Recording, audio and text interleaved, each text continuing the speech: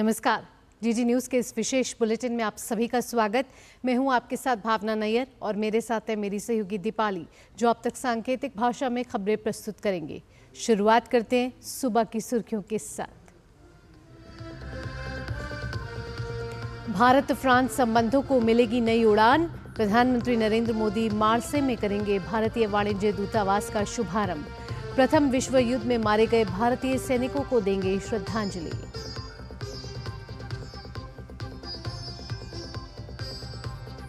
मार्से में पीएम मोदी का भव्य स्वागत। भारतीय समुदाय में दिखा गजब का उत्साह। भारत माता की जय और वंदे मातरम के नारों से गुंजायमान हुआ मार्से।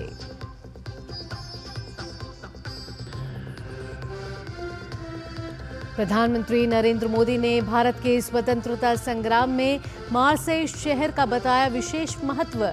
कहा, महान स्वतंत्रता सेनानी वीर सावरकर ने इसी शहर में दिया था साहस का परिचय। देश भर में आज मनाई जा रही है संत रविदास जयंती। संगम नगरी में माघ पूर्णिमा के मौके पर उमड़ा आस्था का हुजूम। मुख्यमंत्री योगी आदित्यनाथ कर रहे हैं निगरानी।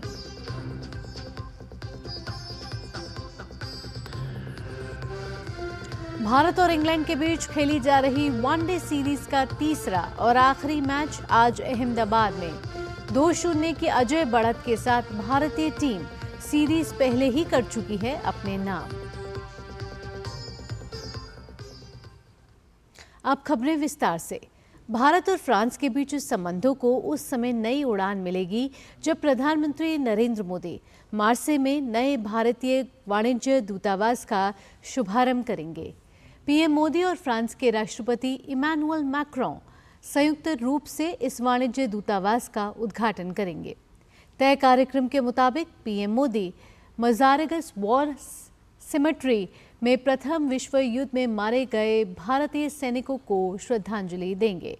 इससे पहले पेरिस के बाद जब पीएम मोदी मार्से शहर पहुंचे तो वहां उन्हें गार्ड ऑफ ऑनर दिया गया।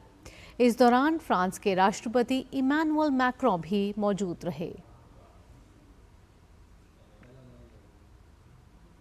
प्रधानमंत्री नरेंद्र मोदी ने फ्रांस के ऐतिहासिक मार्से शहर पहुंचने पर सोशल मीडिया एक्स पर जानकारी देते हुए कहा कि भारत की स्वतंत्रता की खोज में मार्से शहर का विशेष महत्व है।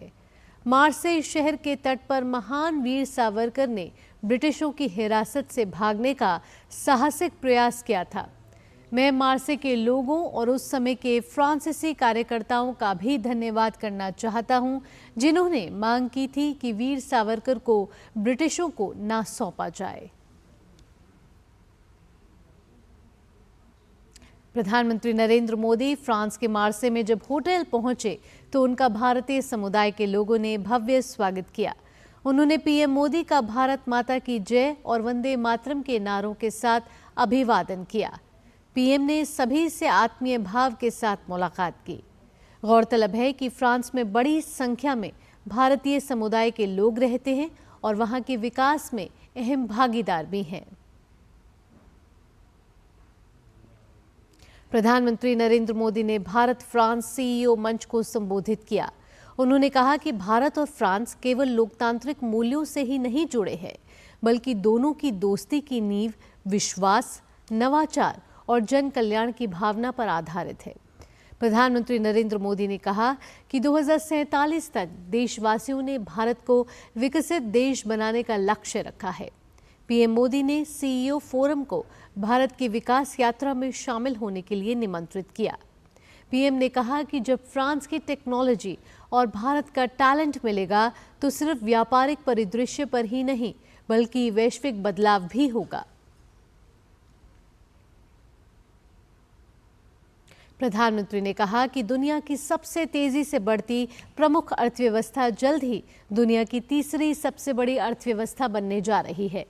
उन्होंने कहा कि वैश्विक मंच पर हमारी पहचान यह है कि आज भारत तेजी से एक पसंदीदा वैश्विक निवेश गंतव्य बन रहा है। उन्होंने देश में उठाए जा रहे सुधारात्मक कदमों का जिक्र करते हुए कहा कि निवेश के लिए सही समय सबसे सही समय है। आज संत रविदास जयंती है। संत गुरु रविदास भारत के एक महान संत, कवि, समाज सुधारक और ईश्वर के अनुयायी थे। संत रविदास एक ऐसे संत थे जिन्हें मत, मजहब, पंथ और विचारधारा की सीमाओं में नहीं बांधा जा सकता। आज संत गुरु रविदास जी की 648वीं जयंती है। संत गुरु रविदास का जन्म 1377 ईस्वी में उत्तर प्रदेश के वाराणसी में माघ मास की पूर्णिमा तिथि को हुआ। इस अवसर पर आज देश भर में कई आयोजन किए जाएंगे। संत रविदास को संत शिरोमणि संत गुरु की उपाधि दी गई। उनकी ओर से रचे गए 40 पदों को सिख के धर्म ग्रंथ गुरु ग्रंथ साहिब में शामिल किया गया। रविदास एक महान संत और कवि थे जिनका भक्ति आंदोलन में अहम योगदान था। उत्तर प्रदेश के मुख्यमंत्री योगी आदित्यनाथ ने प्रयागराज महाकुंभ में माघ पूर्णिमा के अवसर पर पवित्र स्नान करने आए सभी श्रद्धालुओं को शुभकामनाएं दी हैं। सोशल मीडिया प्लेटफॉर्म एक्स पर उन्होंने लिखा, पावन स्नान पर्व माघ पूर्णिमा की सभी श्रद्धालुओं और प्रदेशवासियों को हार्दिक बधाई। महाकुंभ 2025 प्रयागराज में आज पवित्र त्रिवेणी में पुण्य स्नान हेतु पधारे सभी पूज्य साधु संतों, धर्माचार्यों, कल्पवासियों और श्रद्धालुओं का हार्दिक अभिनंदन। भगवान श्री हरि की कृपा से सभी के जीवन में सुख, समृद्धि और सौभाग्य का वास हो। माँ गंगा, माँ यमुना और माँ सरस्वती सभी के मनोरथ पूर्ण करे, यही कामना है। एरो इंडिया 2025 के तहत रक्षा मंत्री राजनाथ सिंह आज मित्र देशों के रक्षा मंत्रियों के साथ द्विपक्षीय बैठकें करेंगे। साथ ही भारतीय नौसेना विमानन की भविष्य की आवश्यकताओं को लेकर आत्मनिर्भर भारतीय नौसेना विमानन में परिवर्तन 2047 और इससे जुड़े पारिस्थितिकी तंत्र पर एक सेमिनार आयोजित किया जाएगा। इसके अलावा रक्षा मंत्री राजनाथ सिंह इस आयोजन में शामिल हुए अन्य देशों के प्रतिनिधियों के सम्मान में आयोजित समारोह को भी संबोधित करेंगे। साथ ही भारत की हवाई शक्ति का भी प्रदर्शन किया जाएगा। दरअसल एरो इंडिया 2025 एक द्विवार्षिक आयोजन है जो कि बेंगलुरु के येलहंका वायुसेना स्टेशन पर 10 फरवरी से चल रहा है। यह आयोजन उपयोगकर्ताओं, अनुसंधान और विकास प्रतिष्ठानों, शिक्षाविदों, उद्योग भागीदारों, एमएसएमई और स्टार्टअप को विमानन क्षेत्र के माध्यम से 2047 तक विकसित भारत के राष्ट्रीय दृष्टिकोण की दिशा में चर्चा और सामूहिक योगदान के लिए एक मंच प्रदान करता है। महाकुंभ में आज माघ पूर्णिमा के पावन अवसर पर ब्रह्म मुहूर्त से श्रद्धालु त्रिवेणी संगम में आस्था की डुबकी लगा रहे हैं। महाकुंभ में आज 3 से 4 करोड़ श्रद्धालुओं के संगम स्नान करने का अनुमान है। महाकुंभ के दौरान माघ पूर्णिमा का स्नान विशेष रूप से पुण्य लाभ देने वाला माना जाता है। धार्मिक मान्यता के अनुसार माघ पूर्णिमा के दिन देवी देवता पृथ्वी पर आते हैं और त्रिवेणी संगम में स्नान करके अपना तप करते हैं। इस दिन स्नान करने से व्यक्ति के समस्त पाप नष्ट हो जाते हैं और उसे मोक्ष की प्राप्ति होती है। इससे पहले 3 अमृत स्नान हो चुके हैं। 13 जनवरी से अब तक करीब 46 करोड़ श्रद्धालु स्नान कर चुके हैं। माँ गंगा, माँ यमुना और अदृश्य माँ सरस्वती के पवित्र संगम में श्रद्धा और आस्था से ओतप्रोत साधु संत, श्रद्धालु, कल्पवासी, स्नानार्थी और गृहस्थ आस्था की डुबकी लगा रहे हैं। भारत और इंग्लैंड के बीच 3 वनडे मैचों की सीरीज का आखिरी मुकाबला अहमदाबाद के नरेंद्र मोदी क्रिकेट स्टेडियम में खेला जाएगा।